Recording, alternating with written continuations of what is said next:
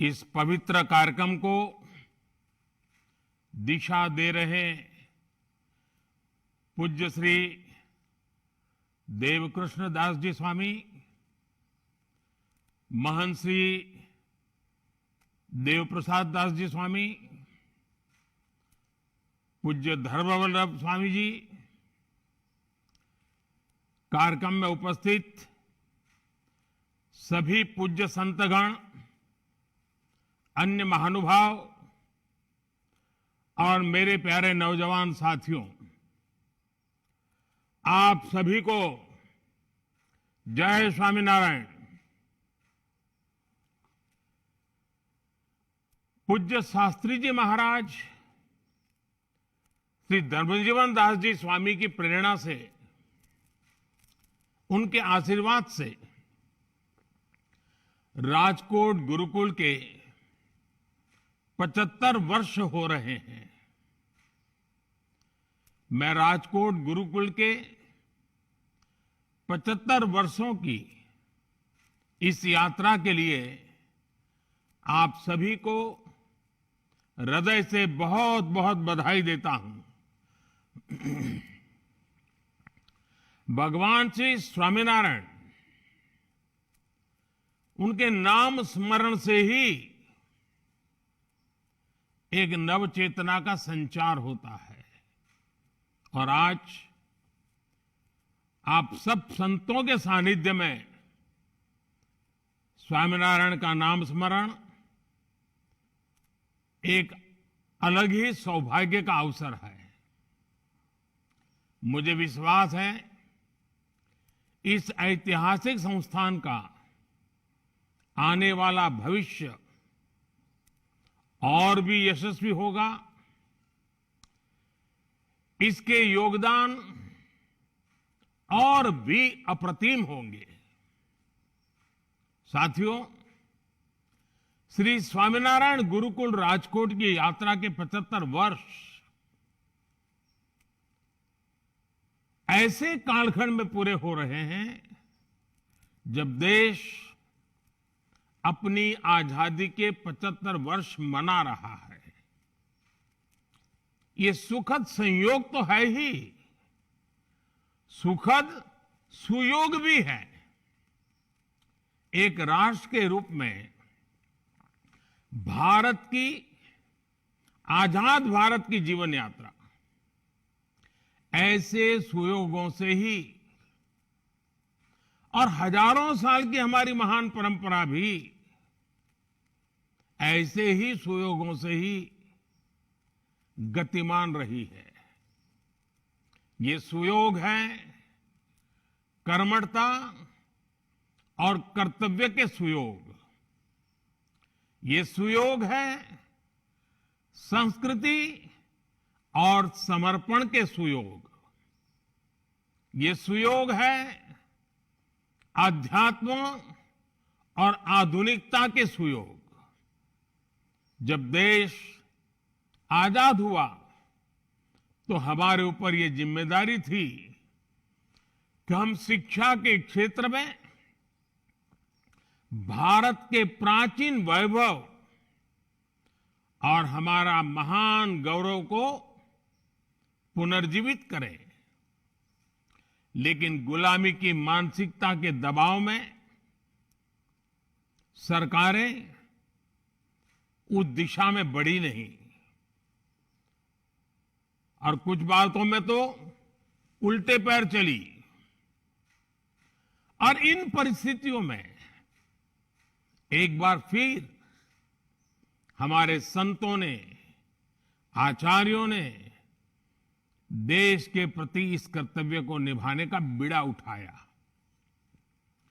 स्वामीनारायण गुरुकुल इसी सुयोग का एक जीवंत उदाहरण है। आजादी के तुरंत बाद भारतीय मूल्यों और आदर्शों की नींव पर इस आंदोलन को, इस संस्थान को निर्मित किया गया। पूज्य धर्मजीवन दास जी स्वामी जी का राजकोट गुरुकुल के लिए जो विजन था, उसमें अध्यात्म और आधुनिकता से लेकर संस्कृति और संस्कार तक सब कुछ समाहित था। आज वो विचार बूझ, वो विचार बीज एक विशाल वटवृक्ष के रूप में हमारे सामने है। मैं गुजरात में आप सबके बीच में ही रहा हूं, आप ही के बीच में पला बढ़ा हूं,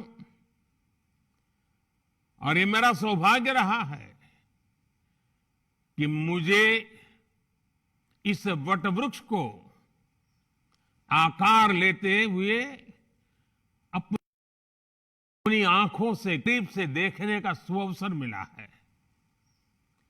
इस गुरुकुल के मूल में भगवान स्वामीनारायण की प्रेरणा रही है। प्रवर्तनीया सद्विद्या भुवि यत् सुकृतम महत्, अर्थात सत विद्या का प्रसार संसार का सबसे पवित्र, सबसे महत्वपूर्ण कार्य है। यही तो ज्ञान और शिक्षा के प्रति भारत का वो शाश्वत समर्पण है जिसने हमारी सभ्यता की नींव रखी है। इसी का प्रभाव है कि कभी राजकोट में केवल 7 विद्यार्थियों के साथ प्रारंभ हुए गुरुकुल विद्या प्रतिष्ठानम की आज देश विदेश में करीब 40 शाखाएं हैं। हर वर्ष यहां हजारों की संख्या में विद्यार्थी आते हैं। पिछले 75 वर्षों में गुरुकुल ने छात्रों के मन मस्तिष्क को अच्छे विचारों और मूल्यों से सींचा है ताकि उनका समग्र विकास हो सके। आध्यात्म के क्षेत्र में समर्पित युवाओं से लेकर इसरो और बार्क में वैज्ञानिकों तक हम गुरुकुल परंपरा ने हर क्षेत्र में देश की मेघा को पोषित किया है। और गुरुकुल की एक विशेषता हम सब जानते हैं और आज के युग में हर किसी को वो प्रभावित करती है। बहुत कम लोगों को मालूम है कि उस कठिन काल में भी और आज भी ये गुरुकुल एक ऐसा संस्थान है जो हर गरीब छात्र से शिक्षा के लिए एक दिन का केवल 1 रुपया फीस लेता है। इससे गरीब विद्यार्थियों के लिए शिक्षा पाने का रास्ता आसान हो रहा है।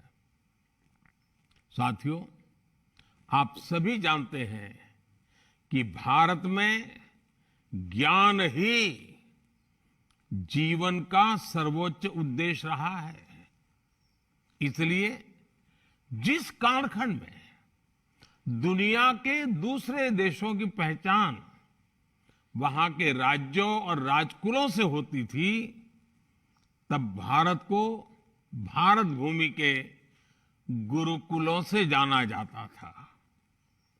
गुरुकुल यानी गुरु का कुल, ज्ञान का कुल।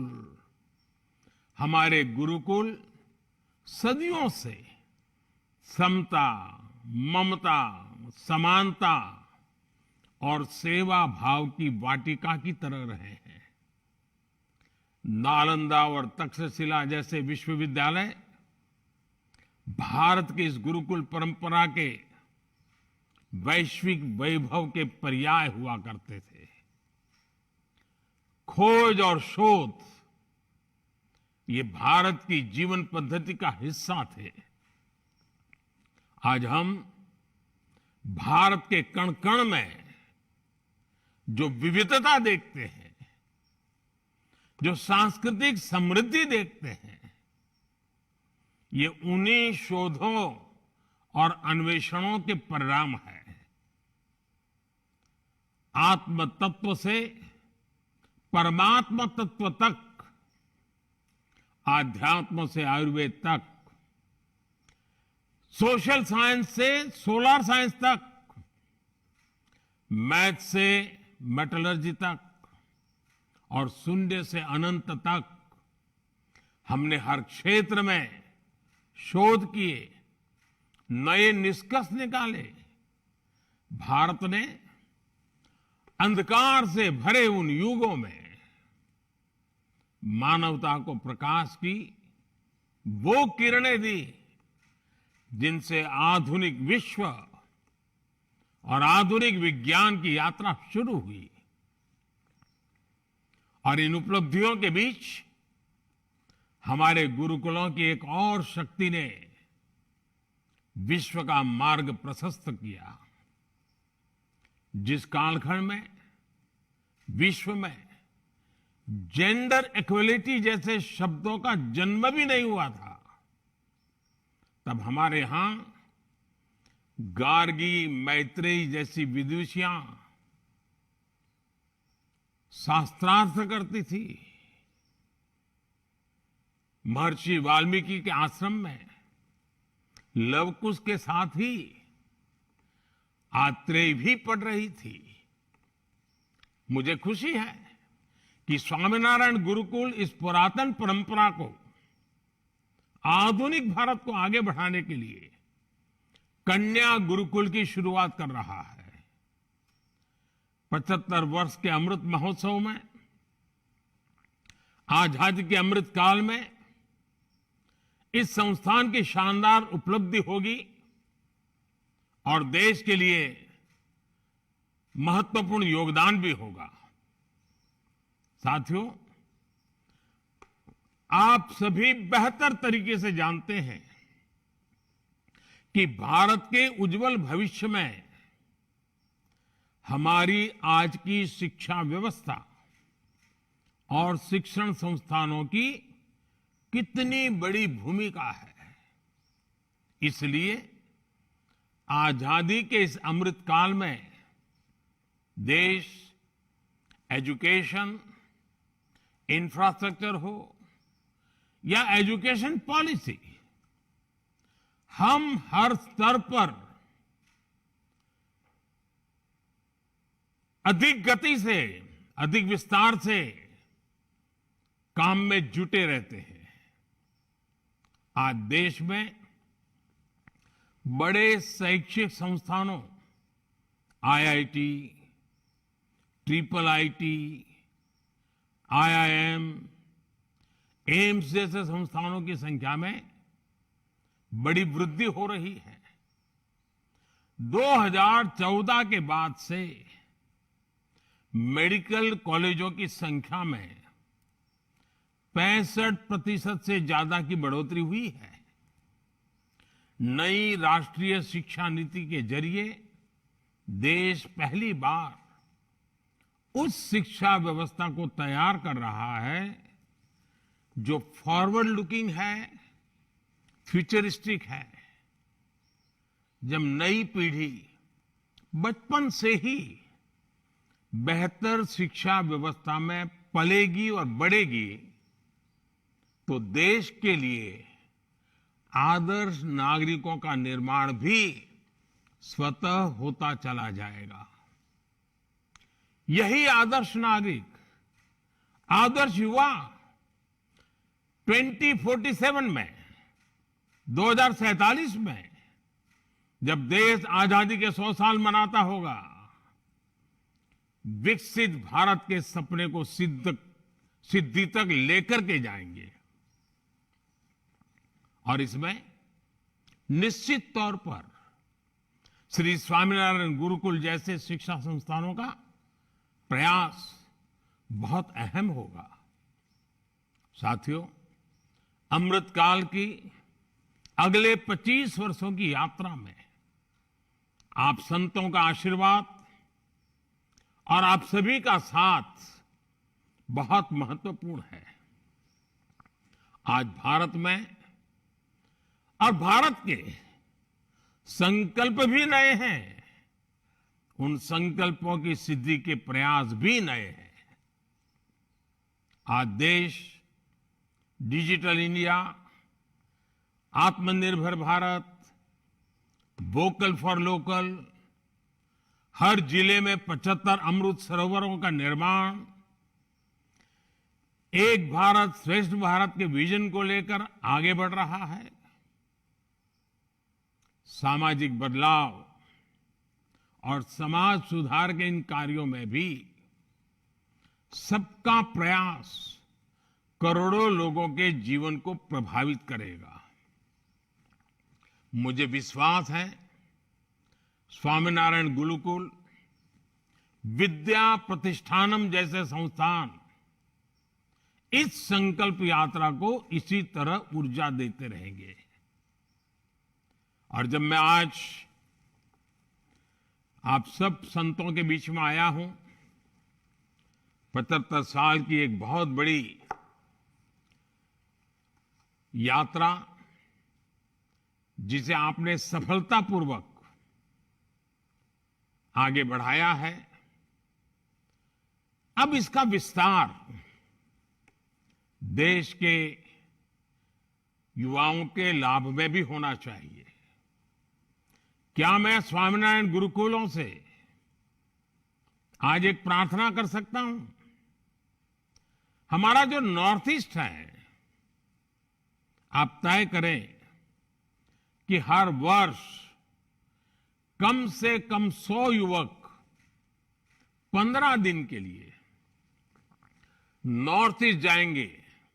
नागालैंड है, मिजोरम है, अरुणाचल प्रदेश है, त्रिपुरा है, सिक्किम है। 15 दिन वहां जाना, वहां युवकों से मिलना, उनसे परिचय बढ़ाना, वहां की चीजों को जानना, आकर के उसके ऊपर लिखना। हर वर्ष कम से कम 150 युवक 15 दिन के लिए वहां जाएं। आप देखिए 75 साल पहले हमारे संतों ने कितनी कठिनाइयों में इस यात्रा को आरंभ किया होगा। आपको वहां जाकर के लिखेगा कि कितने होनहार युवक हमारे नॉर्थ ईस्ट में है। अगर उनके साथ हमारा नाता जुड़ जाता है तो देश के लिए वो एक नई ताकत जुड़ जाएगी। आप कोशिश कीजिए। उसी प्रकार से क्या हमारे संत समुदाय में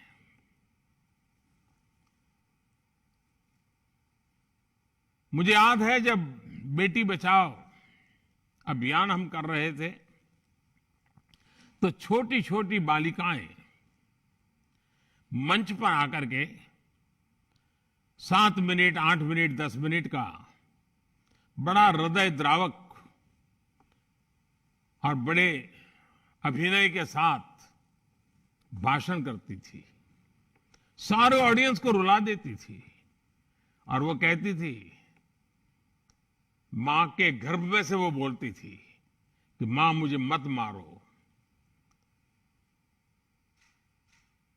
भ्रूण हत्या के खिलाफ आंदोलन का बहुत बड़ा नेतृत्व हमारी बेटियों ने गुजरात में किया था। क्या हमारे गुरुकुल के विद्यार्थी धरती माता के रूप में लोगों को संबोधित करें कि मैं तुम्हारी मां हूं, मैं तुम्हारे लिए अन्न, फल, फूल सब पैदा करती हूं, मुझे मत मारो। ये फर्टिलाइजर, ये केमिकल, ये दवाइयां, मुझे उसे मुक्ति दो। और प्राकृतिक खेती की तरफ प्रेरित करने के लिए किसानों के बीच में मेरे गुरुकुल के विद्यार्थी इस प्रकार से स्ट्रीट प्ले करे, शेरी नाटक करे। बहुत बड़ा अभियान गुरुकुल हमारे चला सकते हैं। और मुझे खुशी है कि गुजरात के हमारे गवर्नर श्रीमान आचार्य देवव्रत जी के नेतृत्व में प्राकृतिक खेती का बहुत बड़ा अभियान चला है। आप भी जैसे मनुष्य को व्यसन से मुक्ति का अभियान चला रहे हैं, वैसे ही धरती माता को इस प्रकार के जहर से मुक्ति का प्रण लेने के लिए किसानों को प्रेरित करने का काम कर सकते हैं। क्योंकि गुरुकुलों में जो लोग आते हैं वो मूल गांव से, किसानी परिवार से आते हैं। उनके माध्यम से बात बड़ी सरलता से पहुंच सकती है। तो आजादी के इस अमृत काल में हमारे गुरुकुल, हमारे संस्कारित शिक्षित युवक उज्जवल भविष्य के लिए, पर्यावरण की रक्षा के लिए, एक भारत श्रेष्ठ भारत के सपने को साकार करने के लिए अनेक नए विचारों, आदर्शों, संकल्पों को लेकर के चल सकते हैं। और मुझे विश्वास है स्वामीनारायण परंपरा की मेरे लिए बड़ा सौभाग्य रहा है कि स्वामीनारायण परंपरा में जब भी मैं आपसे मिला हूं, जो भी मांगा है आप सबने पूरा किया है। आज जब मैं इन चीजों को मांग रहा हूं, मुझे विश्वास है आप भी इसको पूरा करेंगे और गुजरात का नाम तो रोशन होगा ही होगा, भावी पीढ़ी का जीवन आसान होगा। फिर एक बार आप सबका बहुत बहुत धन्यवाद। जय स्वामीनारायण।